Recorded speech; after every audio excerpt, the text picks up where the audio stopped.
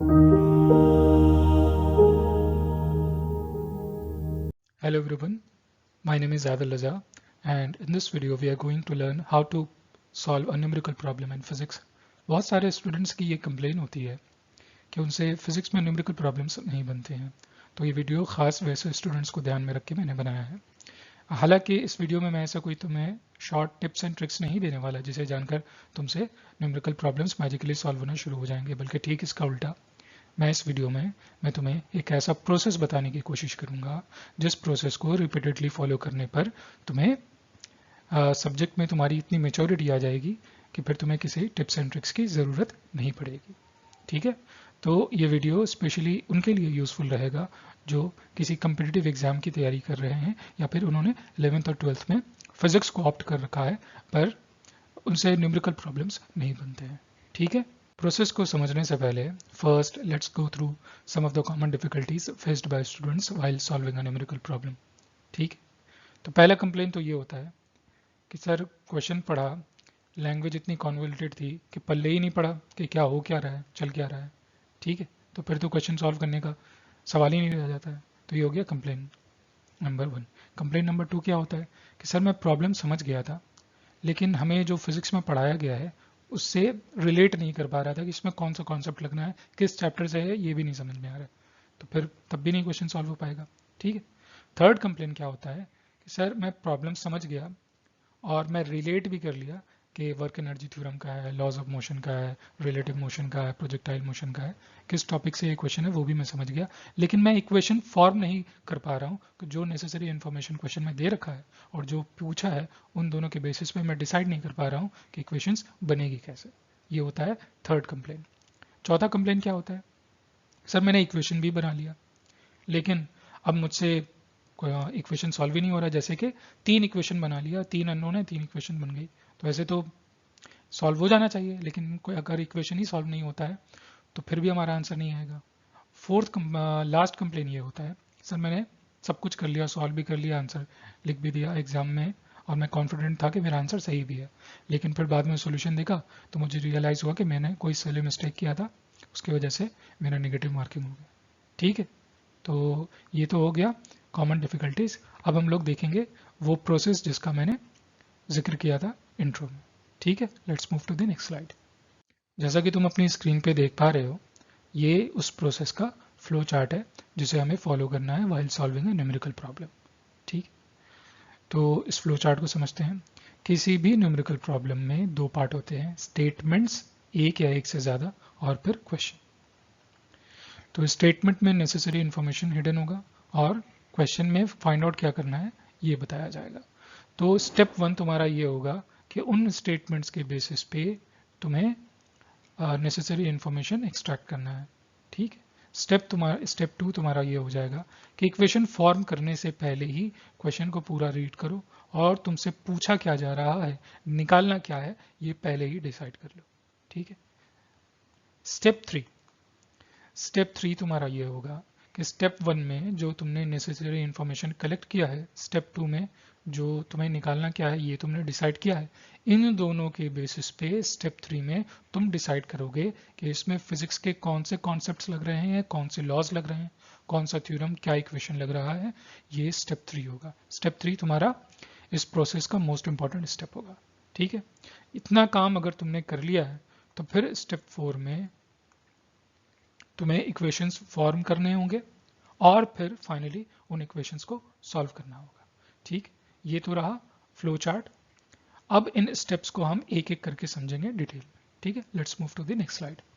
Step 1, derive necessary information. जो भी numerical problem होगा वो तो किसी न किसी लैंग्वेज में होगा। वो डायरेक्टली तुम्हें न्यूमेरिकल वैल्यूज तो दे नहीं देगा कि u इज इक्वल टू 0 है, a इज इक्वल टू इतना है तो v क्या होगा वो फाइंड आउट करो। ठीक है, वो लैंग्वेज में होगा। तो तुम्हारी क्या रिस्पॉन्सिबिलिटी है कि उस कोडेड इन्फॉर्मेशन को डिकोड करो इनटू न्यूमेरिकल वैल्यूज और फिर उसे लिस्ट आउट कर दो, गिवन नंबर 1 नंबर 2 जितनी भी इंफॉर्मेशन दे रखी है सभी को लिखो। ठीक है, ये हो जाएगा तुम्हारा स्टेप 1। इसके लिए तुम्हें सीखने की क्या ज़रूरत है, इसके लिए तुम्हें ये सीखना है कि न्यूमेरिकल प्रॉब्लम्स में बहुत सारे टर्म्स हैं जो फ्रिक्वेंटली आते हैं। तुम्हारी रिस्पॉन्सिबिलिटी होगी कि उन टर्म्स का मीनिंग क्या है उसके साथ तुम फेमिलियर हो जाओ। जैसे मैंने कुछ एग्जांपल्स से तुम्हें समझाने की कोशिश की है। और भी टर्म्स होते हैं, तुम्हें प्रैक्टिस करके खुद सीखना होगा। जैसे कई बार आता है कि A is proportional to B, quantity A is proportional to B।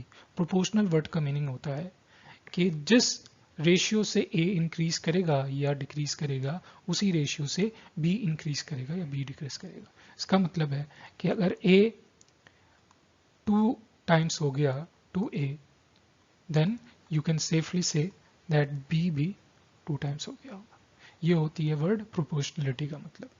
ठीक है, कई बार टर्म्स आते हैं, कोई टर्म्स कोई क्वांटिटीज कांस्टेंट होती है कि given that magnetic field is constant, या फिर कई बार होगा कि given magnetic field is uniform. तो स्टूडेंट्स कई बार इनको इंटरचेंजेबली यूज करते हैं, उनको लगता है कि इनका यूनिफॉर्म होने का और कांस्टेंट होने का मीनिंग सेम है। मीनिंग सेम नहीं है। किसी क्वांटिटी के कांस्टेंट होने का मतलब है कि वो क्वांटिटी टाइम के साथ चेंज नहीं हो रही है। जैसे अगर क्वांटिटी A अगर कांस्टेंट है तो ये इंडिपेंडेंट ऑफ टाइम होगा, ये टाइम के साथ वेरी नहीं करेगा।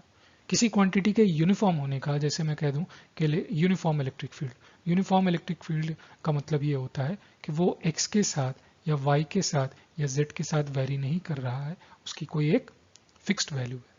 ठीक, ये होता है कांस्टेंट और यूनिफॉर्म वर्ड का मतलब। ठीक, अब देखते हैं स्टैटिक इक्विलिब्रियम। दिया रहेगा कि a body is in static equilibrium. Equilibrium का वर्ड, इक्विलिब्रियम का मीनिंग हम समझते हैं। इक्विलिब्रियम, जैसे मैं अगर ट्रांसलेशनल इक्विलिब्रियम की बात करूं, तो इक्विलिब्रियम का मतलब होता है कि उस पर लगने वाले नेट फोर्सेस जो हैं वो जीरो है, तो उसका एक्सेलरेशन जीरो होगा। लेकिन इक्विलिब्रियम में होने का ये मतलब नहीं है कि वो रेस्ट पे है, वो किसी कांस्टेंट वेलोसिटी से मूव भी कर रहा होगा।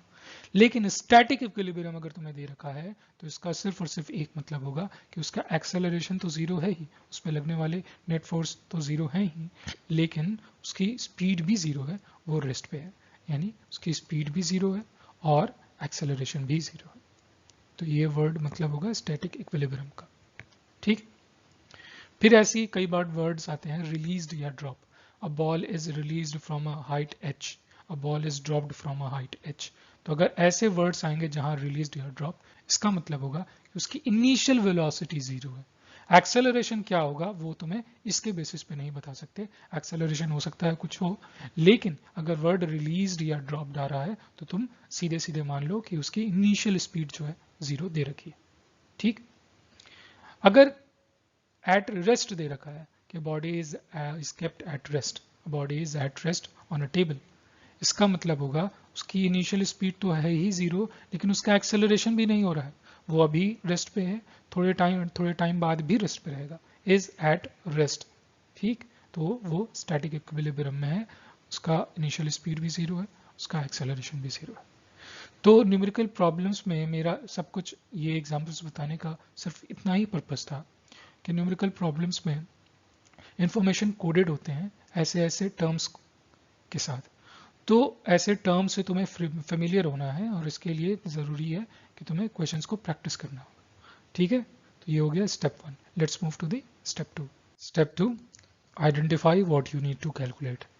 वैसे तो ये स्टेप ट्रिवियल है, लेकिन हम लोग कई बार ये गलती करते हैं कि क्वेश्चन को बिना पूरा पढ़े पहले ही इक्वेशंस फॉर्म कर लेते हैं, फिर उन इक्वेशंस को सॉल्व करते हैं, आंसर निकालते हैं, फिर बाद में रियलाइज होता है कि ये तो हमसे पूछा ही नहीं गया था, हमने कुछ और निकाल दिया, तो हमारी उतनी मेहनत बेकार हो जाती है। और कम्पिटिटिव एग्जाम में तो एक एक मिनट की कीमत होती है, इसलिए हम बिल्कुल ऐसा नहीं करेंगे। हम क्वेश्चन को पूरा पढ़ेंगे, इक्वेशंस फॉर्म करने से पहले ही हम डिसाइड कर लेंगे कि हमें निकालना क्या है। ठीक, एक और चीज का हमें ध्यान रखना है कि फाइनली हम जब आंसर्स किसी यूनिट में रखते हैं तो हमें किस यूनिट में पूछा गया है और हम किस यूनिट में रख रहे हैं, इस बात का ध्यान रखो, यूनिट की गलती नहीं करना है। ठीक, let's move to the next step. Step 3, which is the most important step, identify laws and theorems applicable in the given problem। जो तुमने इंफॉर्मेशन कलेक्ट किया है और जो तुमसे पूछा जा रहा है, इन दोनों के बेसिस पे तुम्हें डिसाइड करना है कि इसमें कौन से लॉज, कौन से थ्योरम्स, कौन से इक्वेशंस लगने वाली है। सुनने में तो आसान लग रहा है, लेकिन इसके लिए तुम्हें कुछ स्किल्स डेवलप करने होंगे, तभी ये स्टेप आसानी से कर पाओगे। वो क्या स्किल्स हैं हम एक एक करके देखेंगे। सबसे पहला है क्रिटिकल थिंकिंग। क्या होता है ये क्रिटिकल थिंकिंग? कि जब कोई कॉन्सेप्ट तुम पढ़ते हो तो उसे किताबी कीड़ा बन के ना पढ़ो, बुकवर्म बन के ना पढ़ो कि एनसीईआरटी के एक एक लाइन को तुम रट रहे हो, उससे न्यूमेरिकल प्रॉब्लम को सॉल्व करने में तुम्हें कोई हेल्प नहीं होने वाली। हाँ, बोर्ड के एग्जाम में अगर डेफिनेशन पूछेगा तो रटा रटाया बुक का एग्जैक्ट लाइन अगर तुम कॉपी कर दोगे तो तुम्हें मार्क्स मिल जाएंगे, लेकिन न्यूमेरिकल प्रॉब्लम में हेल्प नहीं होने वाली रट कर। उसके लिए क्या करना होगा कि जब तुम कोई कॉन्सेप्ट पढ़ते हो तो उसे अपनी आसपास की होने वाली चीज़ों से रिलेट करने की कोशिश करो। जैसे जैसे तुमने पढ़ा प्रोजेक्टाइल मोशन में पढ़ा तुमने कि ground to ground projectile motion में एक होता है हॉरिजॉन्टल रेंज और कैसे कैलकुलेट करते हैं, ये तुमने पढ़ा होगा। ये नहीं भी पढ़ा होगा तो पढ़ोगे। तो फिर उसमें तुमने सीखा ये रेंज, हॉरिजॉन्टल रेंज मैक्सिमम होता है for the projection angle theta is equal to 45 degree. ठीक, ये चीज़ तुमने पढ़ा। फिर इस अपने इवेंट से, अपने आसपास होने वाली चीज़ों से रिलेट करने की कोशिश करो। जैसे अगर तुम क्रिकेट खेलते हो तो बाउंड्री पे खड़े होकर तुम किस एंगल से बॉल को थ्रो करोगे कि 45 डिग्री, किस एंगल से थ्रो करोगे कि वो मैक्सिमम डिस्टेंस ट्रैवल करेगा, 45 डिग्री पे थ्रो करोगे। ठीक है। या फिर मैं एक और एग्जांपल लेता हूँ। जैसे तुमने पढ़ा लॉज ऑफ मोशन में पढ़ा कि एक्सटर्नल फोर्सेस ही ऑब्जेक्ट के मोमेंटम को चेंज कर सकते हैं। ऑब्जेक्ट का इंटरनल फोर्स, इंटरमोलिकुलर फोर्स जो है वो ऑब्जेक्ट को मोमेंटम को चेंज नहीं कर सकता, ऑब्जेक्ट को एक्सेलरेट नहीं कर सकता है। तो तुम इसे अपने रियल लाइफ एग्जांपल से समझने की कोशिश करो। इमेजिन करो कि तुम कार में बैठे हो, कार का फ्यूल खत्म हो चुका है और तुम्हें कार को धक्का देना है। तो क्या तुम अंदर से बैठ के धक्का दोगे? क्यों अंदर से बैठ के धक्का नहीं दोगे? कभी सोचा है इस पे? इस वजह से कि अगर तुम कार के अंदर से बैठ के धक्का दे रहे हो तो तुम कार का जो सिस्टम है उसके तो पार्ट हो गए। तो जो तुम फोर्स लगाओगे वो तो इंटरनल फोर्स हो गया। तो इंटरनल फोर्स तो ऑब्जेक्ट को एक्सेलरेट नहीं कर सकता है। तो फिर इसके लिए तुम्हें क्या करना होगा? कार से बाहर उतरना होगा और फिर बाहर से धक्का लगाना होगा। तो एक्सटर्नल फोर्स जो है ऑब्जेक्ट को एक्सेलरेट कर सकता है। ठीक है। तो हमने क्या सीखा? हमने ये सीखा कि हमें जो भी कॉन्सेप्ट हम लोग पढ़ रहे हैं हमें अपने आसपास की होने वाली चीज़ों से रिलेट करने की कोशिश करनी है। इससे होगा क्या? इससे तुम्हारा इंट्यूशन डेवलप होगा और फिर उस कॉन्सेप्ट से रिलेटेड अगर कोई प्रॉब्लम आ रहा है तो उस प्रॉब्लम में फिजिकली क्या चीज़ हो रही है तुम इंट्यूटिवली इमेजिन कर पाओगे, है ना। और डिफिकल्ट से डिफिकल्ट प्रॉब्लम भी आएगा तो तुम क्या प्रोसेस होना चाहिए, कैसे प्रोसीड करेंगे तुम बता पाओगे। ठीक है। इसको मैं तुम्हें एक और एग्जांपल से समझाता हूँ। जैसे तुम लोगों ने अगर 3 इडियट्स मूवी देखी होगी तो उसमें एक कैरेक्टर होता है आमिर खान का, स्टूडेंट, कॉलेज का स्टूडेंट होता है रैंचो नाम का। तो क्लास में टीचर पूछता है कि व्हाट इज मशीन। तो आमिर खान का कैरेक्टर रैंचो जवाब देता है कि सर वो हर एक चीज़ जो हमारा काम आसान बनाती है वो मशीन है। लेकिन टीचर को ये जवाब पसंद नहीं आता, बोलता है कि ये कैसा जवाब हुआ, ये लिख कर आओगे एग्जाम में। तो फिर एक किताबी कीड़ा, एक बुकवर्म होता है चतुर नाम का कैरेक्टर, वो रटा रटाया जवाब देता है और ये सुनकर टीचर बड़ा इंप्रेस हो जाता है कि वाह, ये नंबर लेकर आएगा एग्जाम में। लेकिन ऐसा तुम्हें नहीं करना है, तुम्हें चतुर नहीं बनना है, तुम्हें रटा रटाया काम नहीं करना है, तुम्हें सीखना है, तुम्हें इंट्यूशन डेवलप करना है कि अगर कोई तुमसे पूछे कि मशीन क्या है तो तुम अपनी आसान लैंग्वेज में, अपने आसान लैंग्वेज में समझा सको, है ना। तो तुम्हें क्रिटिकल थिंकर बनना है, रटना नहीं है, बुकवर्म नहीं बनना है। तो ये हो गया पहला स्किल। दूसरा स्किल क्या है? Understanding of a topic. याद करो 9th और 10th में कोई ना कोई तुम्हारा ऐसा टॉपिक रहा होगा जो पढ़ के तुम्हें उस समय वो डराता होगा। ठीक है। लेकिन अब उन टॉपिक्स को अब जाकर तुम अगर उन्हें रिविजिट करोगे तो वो अब तो तुम्हें बच्चों का खेल लगेगा। तो ऐसा क्यों हुआ? क्या एज के साथ तुम्हारी इंटेलिजेंस बढ़ गई? ऐसा नहीं है। ऐसा इसलिए हुआ कि अब तुम्हारा सब्जेक्ट के साथ इतनी फेमिलैरिटी हो गई है कि अब वो तुम्हें डराएगा नहीं, है ना। तो इसी तरह से 11th और 12th के फिजिक्स में कई कॉन्सेप्ट्स ऐसे आएंगे थोड़े डिफिकल्ट कि पहली बार तुम्हें नहीं समझ में आएगा, तो तुम्हें वो कॉन्सेप्ट जो है शुरू में डराएगा। तो क्या डर के छोड़ देना है? हरगिज नहीं। ऐसे लोग बोलते हैं कि ईगो पे नहीं लेना चाहिए। मैं कह रहा हूँ कि अगर कोई कॉन्सेप्ट तुम्हें डराता है तो उसे अपने ईगो पे लो, उसे चैलेंज की तरह लो कि उसे मैं अपना टाइम दूंगा, उस पर मैं टाइम इन्वेस्ट करूंगा, थोड़ा पेशेंट होके, तो मुझे हरगिज समझ में आएगा। उस टॉपिक से रिलेटेड मैं क्वेश्चंस प्रैक्टिस करूंगा, 2 बार 3 बार 4 बार पढ़ूंगा, समझने की कोशिश करूंगा, ठीक है, तो मेरी एक बार फेमिलियरिटी बढ़ गई तो फिर मैं उस टॉपिक के किसी भी तरह के क्वेश्चंस को सॉल्व कर लूंगा। तो पेशेंट होकर हमें टॉपिक से अपनी फेमिलियरिटी बढ़ानी है ना, और कोई भी टॉपिक डर के नहीं छोड़ना है, हमें उस पर टाइम को इन्वेस्ट करना है, उस पर टाइम अपना इन्वेस्ट करना है और उसे चैलेंज की तरह लेना है। ये हो गया सेकंड स्किल। थर्ड स्किल है माइंड मैपिंग। ये शायद हो सकता है तुमने ये पहली बार सुना हो। माइंड मैपिंग क्या होता है कि जब तुम कोई टॉपिक पढ़ते हो, कोई किसी चैप्टर के डिफरेंट डिफरेंट टॉपिक्स पढ़ रहे हो, जैसे लॉज ऑफ मोशन में तुमने पढ़ा होगा Aristotelian fallacy, Aristotelian law of motion, Galileo's law of inertia, Newton's first law, second law, third law, conservation of momentum. ठीक है, तो इनके बीच में ना एक लॉजिकल कनेक्शन होता है कि ये पहले क्यों है, फिर इसके बाद में ऐसा क्यों पढ़ रहे हैं। तो इनको अपने ब्रेन में एक लॉजिकल वे में अरेंज करना, एक सिक्वेंशियल मैनर में अरेंज करना अपने माइंड में, वो कहलाता है mind mapping.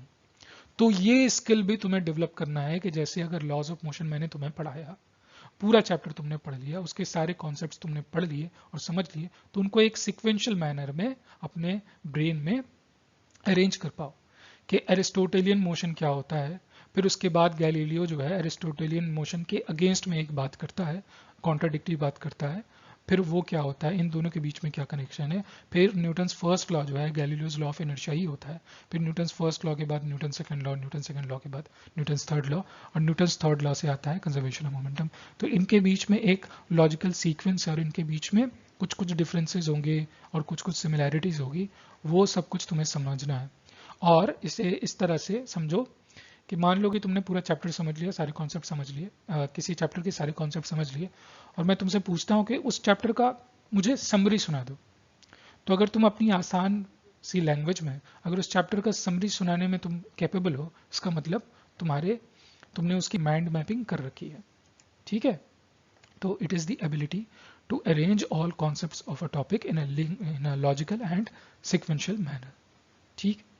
And finally step 4, forming and solving equations. Step 3 में एक बार जब तुमने डिसाइड कर लिया कि इसमें कौन से कॉन्सेप्ट्स लगने वाले हैं, तो फिर नेसेसरी इंफॉर्मेशन जो दे रखा है, और अगर कुछ नहीं दे रखा तो वो अज्यूम करके तुम्हें इक्वेशंस फॉर्म करने होंगे, और जितने अननोन होंगे तुम्हें उतने इक्वेशंस फॉर्म करने होंगे, फिर उनको सॉल्व करना होगा। लेकिन कई स्टूडेंट्स इस स्टेप में फंस जाते हैं, इक्वेशन बना लिया लेकिन उन स्टेप्स को सॉल्व नहीं कर पाए। ठीक है, तो इसके लिए भी कुछ स्किल्स चाहिए होता है। वो स्किल्स क्या होता है, अगर तुम मेडिकल एस्पिरेंट भी हो, अगर तुम्हारा मैथ्स नहीं है, तो ये इतने एटलीस्ट तुमसे एक्सपेक्ट किया जाता है कि इतने तुम्हारी मैथ्स आना चाहिए फिजिक्स में न्यूमेरिकल प्रॉब्लम सॉल्व करने के लिए। फंक्शन क्या होता है, y equals to x square, उसको एक्स वाई एक्सिस पे कैसे प्लॉट करना है, इंडिपेंडेंट वेरिएबल, डिपेंडेंट वेरिएबल। ठीक है, ये बेसिक्स आइडिया तुम्हें होना चाहिए। फिर फंक्शन का हम डेरिवेटिव कैसे निकालते हैं, फंक्शन का इंटीग्रेशन अगर कैसे करना है, डेफिनेट इंटीग्रेशन कैसे निकालना है, ये तुम्हें पता होना चाहिए। और फिर वेक्टर्स भी बेसिक मैथ्स में होता है कि अगर क्रॉस प्रोडक्ट निकालना है, डॉट प्रोडक्ट निकालना है, वेक्टर का मैग्नीट्यूड निकालना है, ठीक है, वेक्टर को रिजॉल्व करना है, दो वेक्टर्स को ऐड करना है, सब्ट्रैक्ट करना है, तो ये सारी चीजें तुम्हें आनी चाहिए। बेसिक मैथ तुम्हारा क्लियर होना चाहिए। ठीक है, तभी इक्वेशंस को सॉल्व कर पाओगे। और दूसरी क्या स्किल होनी चाहिए, अंडरस्टैंडिंग ऑफ मैकेनिक्स। मैकेनिक्स के बिना फिजिक्स हमेशा तुम्हें डराएगा, चाहे तुम 12th के बिल्कुल इंडिपेंडेंट टॉपिक्स पढ़ लो, इलेक्ट्रोस्टैट्स पढ़ लो, उसमें भी दोबारा से मैकेनिक्स आएगा। मैकेनिक्स में तुम्हें क्या क्या होना चाहिए, मैकेनिक्स में काइनेमेटिक्स के इक्वेशंस कैसे लिखते हैं, कि अगर तुम्हें एक्सेलरेशन दे रखा हो, तुम्हें इनिशियल वेलोसिटी दे रखा हो, तो किसी सर्टेन टाइम टी पे क्या वेलोसिटी होगी ये तुम बताओ, तो इक्वेशन ऑफ काइनेमेटिक्स क्लियर हो। लॉज ऑफ मोशन में F is equals to M A कैसे लिखते हैं, फ्री बॉडी डायग्राम कैसे बनाते हैं, फिर work energy theorem, work done is equals to change in mechanical energy. ये सारी बेसिक चीजें अगर तुम्हें पता होगी तो तुम आने वाले किसी भी टॉपिक्स में मैकेनिक्स से रिलेटेड प्रॉब्लम कर लोगे। ठीक है, और फिर फाइनली प्रैक्टिस एंड प्रैक्टिस, इसका कोई ऑल्टरनेटिव नहीं है, इसीलिए मैंने इसे 3 बार हाईलाइट करने के लिए लिखा है। अगर तुम मुझसे पूछते कि इस सारे वीडियो की जगह पे सर आप मुझे बस एक मंत्रा दे दो, मैं कहता यही, प्रैक्टिस प्रैक्टिस प्रैक्टिस, ये इतना इंपॉर्टेंट है। इसका कोई ऑल्टरनेटिव नहीं है। जिस भी कम्पिटिटिव एग्जाम की तुम तैयारी कर रहे हो, मिनिमम इतना तुम कर सकते हो कि उस कम्पिटिटिव एग्जाम के पिछले 5 या 10 साल के क्वेश्चंस तुम सॉल्व कर लो। चैप्टर वाइज क्वेश्चन बैंक ले लो जिसमें चैप्टर वाइज क्वेश्चंस अरेंज्ड हो, और जो जो चैप्टर पढ़ते जा रहे हो उस चैप्टर के प्रीवियस 5 से 10 साल के क्वेश्चंस लगा लो। अगर तुम इतना कर लोगे तो तुम कोई भी कम्पिटिटिव एग्जाम अच्छी रैंक से क्लियर कर लोगे। This concludes the topic for this video. I'll be solving numerical problems based on the steps I have discussed in separate videos. I will provide the link for such videos in the description box. Please watch them, and please like the video if you find it useful, and subscribe to the channel. That's all. Take care.